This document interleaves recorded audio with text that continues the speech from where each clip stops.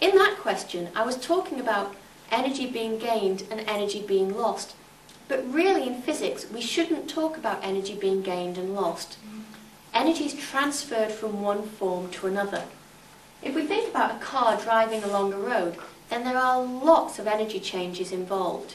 There's the energy change from chemical potential energy into electrical energy, chemical potential energy into kinetic energy, electrical energy into light, into sound, into thermal energy. There's a whole range of different energy transfers that we can look at in this car. And if you think about it just as the car's driving along the road, then it does look like energy's lost. But in physics, if I was to put that car in a closed room, okay, and make sure that I knew exactly what energy was going in to the car and measured every bit of energy that was coming out of the car, what I would find was that the two would exactly balance. There would be no lost energy.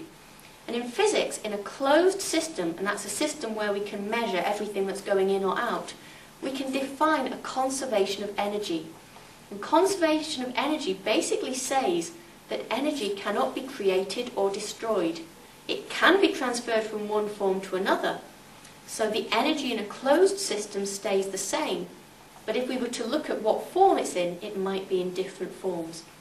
Eventually, most energy ends up as thermal energy as objects heat up their surroundings. And what we find is that thermal energy is a very dilute form of energy and not very useful. We can look at conservation of energy when we're answering questions. Have a look at this question where Sam is out snowboarding. We can work out the frictional force opposing his motion by using conservation of energy. Why don't you have a go?